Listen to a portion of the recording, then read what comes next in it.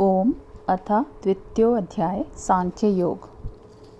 संजय ने कहा कि करुणा व शोक से युक्त अर्जुन के नेत्र व्याकुल हो गए और अश्रु आ गए। तब अर्जुन से भगवान मधुसूदन ने कहा, हे अर्जुन, इस असमय में तुझे मोह किस लिए हुआ है? क्योंकि श्रेष्ठ पुरुषों ने कभी इसका आचरण नहीं किया और ये ना तो स्वर्ग की प्राप्ति कराने वाला है ना कीर्ति देने वाला है।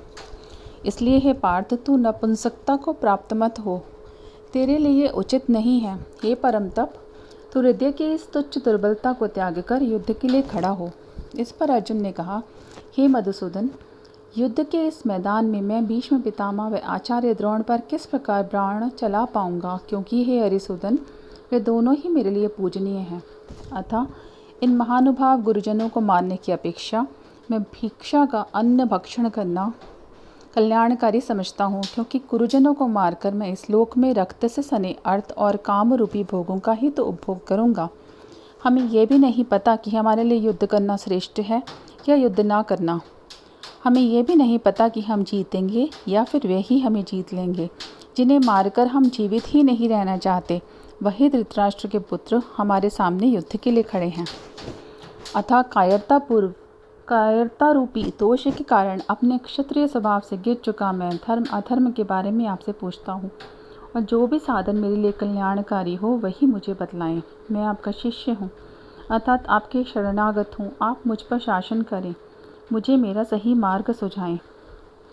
हे गुरुदेव, पृथ्वी का एक छत्र, धन धान्य से आपूरित राज्य और देवताओं का स्वामित्व पा लेने पर भी मुझे वह साधन दिखाई नहीं पड़ता जिससे इंद्रियों को सुखा देने वाली मेरे शोक को दूर किया जा सके। मेरे ये धर्म विषयक संताप तो बढ़ता ही जा रहा है। संजय ने कहा कि राजन, इतना कहकर निद्राजयी अर्थात नींद को जीत लेने वाले अर्जुन सर्वत्यामी भगवान श्री कृष्ण से बोले कि हे गोविंद, मैं युद्ध नहीं करूँगा। फिर वे मौन हो गए। तत्पश्चात हे भरतवंशी धृतराष्ट्र, दोनों सेनाओं के मध्य शोकाकुल अर्जुन से भगवान श्री कृष्ण ने इस प्रकार कहा, हे अर्जुन, जो लोग शोक करने के योग्य हैं ही नहीं, उनके लिए तो शोक करता है। इस पर भी पंडितों की तरह बोलता है, लेकिन पंडित जन ऐसे लोगों के लिए कभी शोक नहीं करते जिनके प्राण निकल चुके हैं और जिनके प्राण नहीं निकले हैं। वस्तुतः आत्मा अमर है, इसका क्षय नहीं होता, अतः शोक करना व्यर्थ है। ऐसा नहीं है कि किसी काल में मैं नहीं था, तू नहीं था, या ये सब राजा नहीं थे, अर्थात थे, और ऐसा भी नहीं है कि भविष्य में कभी हम रहेंगे ही नहीं। इस शरीर में जीवात्मा की जैसे बालावस्था, युवावस्था, वृद्धावस्था होती है, वैसे ही उससे अन्य शरीर की भी प्राप्ति होती है। लेकिन बुद्धिमान और धीर जन इस विषय को लेकर कभी मोह में नहीं पड़ते। हे कौन्ते, इंद्रिय व विषय आदि सुख दुख तो सर्दी गर्मी देने वाले हैं। ये उत्पन्न होते हैं, नष्ट होते हैं, अनित्य हैं। अतः हे भारत, उनको तो सहन कर। हे पुरुष श्रेष्ठ, सुख दुख को सम समझने वाले जिस धीरजन को इंद्रिय और उसके विषयों के संयोग व्याकुल नहीं करते, वही मोक्ष पाने का अधिकारी होता है। हे अर्जुन, जो असत्य है उसका अस्तित्व नहीं होता, वह नाशवान है, लेकिन जो सत्य है उसका कभी अभाव नहीं होता, क्योंकि सत्य कभी नष्ट नहीं होता। ज्ञानी जनों द्वारा सत और असत दोनों ही वस्तुओं का तत्व देखा हुआ है। इस रीति से तू अविनाशी तत्व को जान, उसी से ये दृश्यमान जगत व्याप्त है, क्योंकि उस अविनाशी तत्व को नष्ट करने की क्षमता किसी में भी नहीं है। जितने भी शरीर हैं ये सभी नाशवान हैं, और ये शरीर अविनाशी अप्रेम में नित्य स्वरूप जीवात्मा के हैं। जीवात्मा का कभी नाश नहीं होता। अतः अर्जुन, तो युद्ध कर। वह लोग जो आत्मा को मारने वाला समझते हैं और वह लोग जो आत्मा को मरने वाला समझते हैं, दोनों ही अनभिज्ञ हैं, अज्ञानी हैं, कारण कि आत्मा ना तो किसी को मारता है और ना ही कोई उसे मार सकता है। आत्मा को ना किसी काल विशेष में जन्म होता है, ना ही मरण होता है, ना ही ये उत्पन्न होकर पुनः होने वाला है, कारण कि आत्मा तो अजन्मा, नित्य, शाश्वत, पुरातन है। फिर शरीर नष्ट हो जाने पर भी इसका मरण कैसे हो सकता है? हे पार्थ, जो मनुष्य आत्मा को अविनाशी, नित्य, जन्म रहित, अव्यय रूप से जानता है, वह कैसे और किसको मरवाता है, किसको कैसे मारता है, अर्थात वह सब जानता है कि आत्मा मरने वाला नहीं, तो वह किसी को मारने की चेष्टा या मरवाने की प्रेरणा क्यों करेगा? जिस प्रकार मनुष्य पुराने वस्त्र त्याग कर नूतन वस्त्र धारण करता है, उसी प्रकार जीवात्मा भी पुराने या वृद्ध शरीर को त्याग कर नए शरीर को धारण करता है। आत्मा को शस्त्र काट नहीं सकता, अग्नि उसे जला नहीं सकती, जल उसे गीला नहीं कर सकता और वायु उसे सुखा नहीं सकता, कारण कि आत्मा अछेद्य, अदहाय, अकलज्ञ, अशोष्य है और ये नित्य, सर्वव्यापी, अचल, सनातन व स्थिर है। आत्मा को अव्यक्त, अचिंत्य, निर्विकार कहा गया है।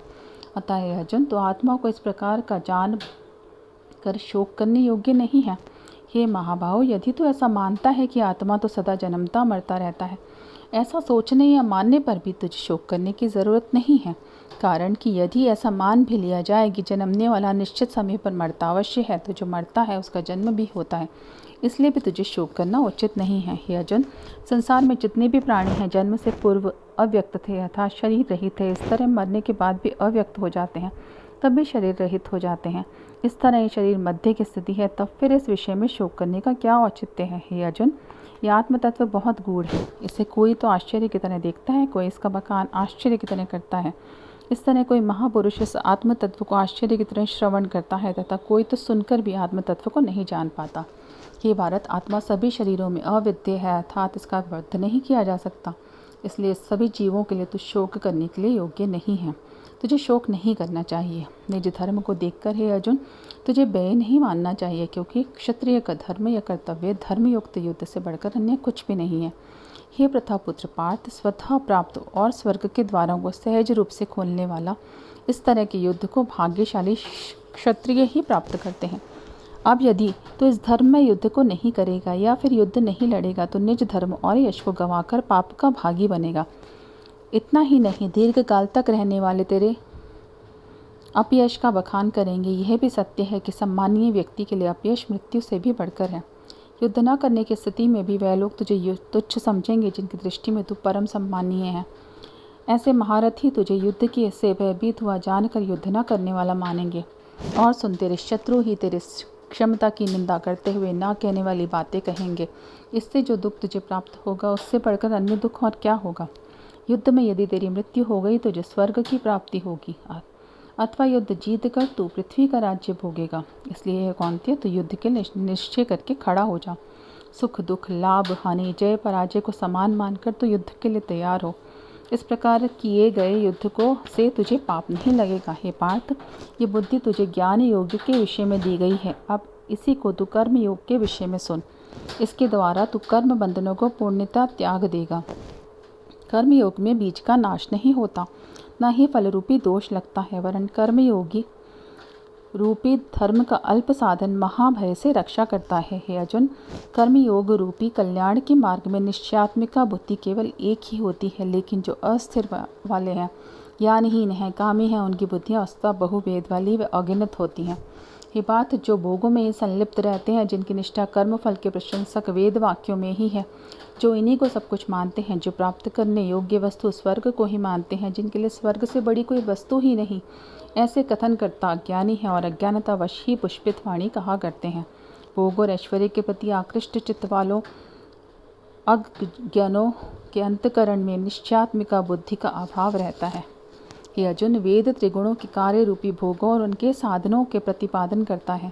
अतः तो सुख दुख आदि द्वंद्वों से रहित होकर नित्य वस्तु अर्थात परमात्मा में स्थित हो योग व क्षेम को नचाने वाला आत्मपरायण है। क्योंकि जिसे परिपूर्ण बड़े जलाशय की प्राप्ति हो जाए तो फिर उसे अपूर्ण और लघु जलाशय से क्या प्रयोजन रह जाता है। ठीक इसी तरह जिसे ब्रह्म के आनंद की प्राप्ति हो जाए तो फिर उसे वेदों का क्या प्रयोजन रह जाता है। इसलिए अर्जुन, तेरा अधिकार केवल कर्म करने में है, कर्म में के फल में नहीं। अतः तो कर्म फल का हेतु मत बन, अर्थात कर्म फल में आसक्ति न रख, लेकिन कर्म न करने में भी आसक्ति न रख, अर्थात कर्म का त्याग भी मत कर। हे धनंजय, आसक्ति का परित्याग करके वह सिद्धि असिद्धि में समबुद्धि रखकर योगस्थ हुआ तू कर्म को कर। इसी को समत्व योग कहते हैं। कर्म को समत्व बुद्धि योग से निम्न स्तर का कहा जाता है। अतः धनंजय, तो बुद्धि योग का आश्रय ले, कारण कि जिन्हें फल की कामना होती है उन्हें अति दीन कहा जाता है। जिसकी समत्व बुद्धि है, जो पाप पुण्य में लिप्त नहीं होता, इनको इसी लोक में त्याग देता है। इसलिए तो समत्व बुद्धि में लग जा। यह योग ही कर्म पाश से छूटने का एकमात्र साधन है। जिन ज्ञानी जनों की समबुद्धि है वे कर्मोत्पन्न फलों को त्याग करके जन्म रूपी बंधन से मुक्त होकर विकार रहित अमृत पद को प्राप्त होते हैं, अर्थात उनकी मुक्ति हो जाती है।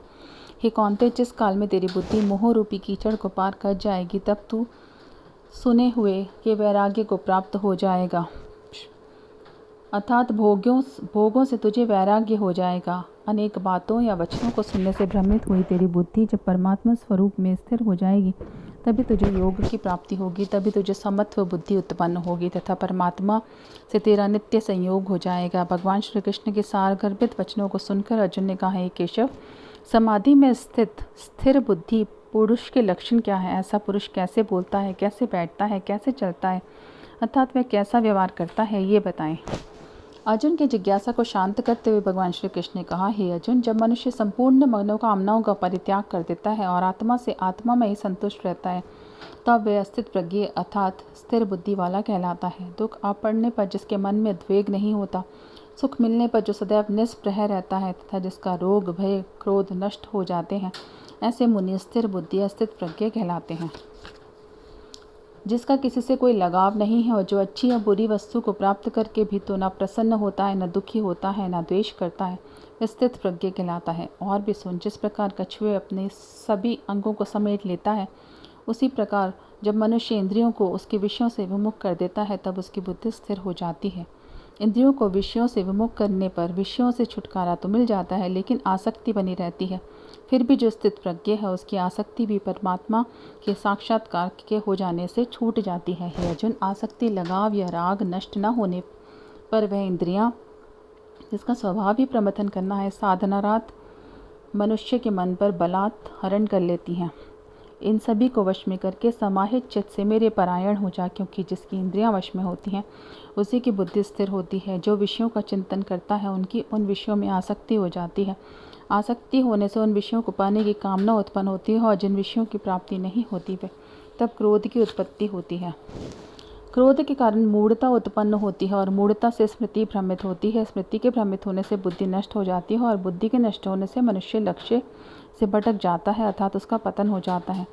जिसने अपने मन में को वश में कर लिया है, वह राग द्वेष रहित इंद्रियों से विषयों में विचरण करता हुआ प्रसन्न अंतकरण वाला होता है। मन, चित्त या अंतकरण की प्रसन्नता से दुखों का नाश हो जाता है। ऐसे मनुष्य की बुद्धि सभी ओर से उन्मुख होकर एकमात्र परमात्मा में स्थिर हो जाती है।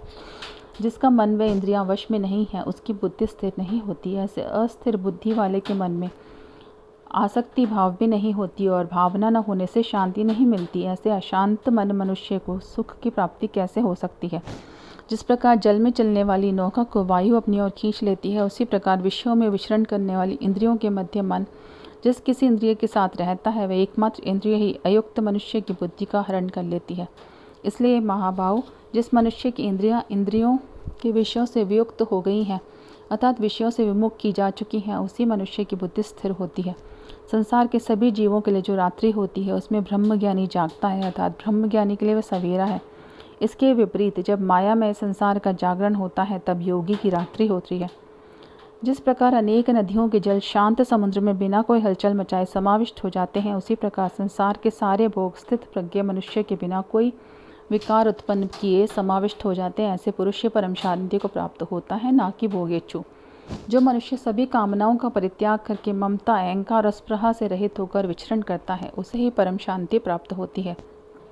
हे पार्थ, ये स्थिति उस पुरुष की है जिसने ब्रह्म को पा लिया है। ब्रह्म स्थिति को प्राप्त पुरुष कभी भी मोहित नहीं होता तथा अंतकाल में वह ब्रह्मी स्थिति में स्थित होकर ब्रह्मानंद को प्राप्त होता है। ओम तत्सदिति श्रीमद्भगवद्गीतासु उपनिषत्सु ब्रह्म विद्यायां योगशास्त्रे श्रीकृष्णार्जुन संवादे सांख्य योगो नाम द्वितीयो अध्याय।